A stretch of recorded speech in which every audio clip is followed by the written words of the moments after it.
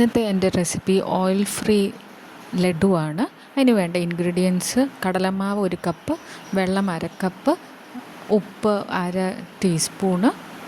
കട്ടയൊന്നും ഉണ്ടാവാൻ പാടില്ല, മിക്സിയിൽ അടിച്ച് ഒഴിക്കുന്നതായിരിക്കും നല്ലത്. പിന്നെ ഒരു പാത്രം എടുത്ത് നെയ്യ് തടവിയിട്ട് അതിൽ ഈ ബാറ്റർ ഒഴിക്കുക. എന്നിട്ട് സ്റ്റീം ചെയ്യാൻ വെക്കുക. 10 മിനിറ്റ് മതി സ്റ്റീം ചെയ്യാനായിട്ട്. സ്റ്റീം ചെയ്ത ശേഷം അതെടുത്ത് ചെറിയ ചെറിയ കഷ്ണങ്ങളാക്കി എന്നിട്ട് മിക്സിയിലിട്ട് ഒന്ന് ഗ്രൈൻഡ് ചെയ്യുക. ഗ്രൈൻഡ് ചെയ്ത ശേഷം ഇന്ന് സൈഡിൽ വെക്കാം. ഇനി നമുക്ക് ഷുഗർ സിറപ്പ് ഉണ്ടാക്കാനുള്ള ഇൻഗ്രീഡിയൻസ് എടുക്കാം. അതിന് ഷുഗർ 3/4 കപ്പ്, വെള്ളം 1/2 കപ്പ്. ഇത് രണ്ടും നല്ലപോലെ യോജിപ്പിക്കുക. നല്ല തിക്ക് കൺസിസ്റ്റൻസി ആവുന്ന വരെ ഒന്ന് ചെയ്യുക. നമ്മുടെ കയ്യിൽ ചെറുതായിട്ട് ഒട്ടുന്നതാണ് അതിൻ്റെ പരുവം.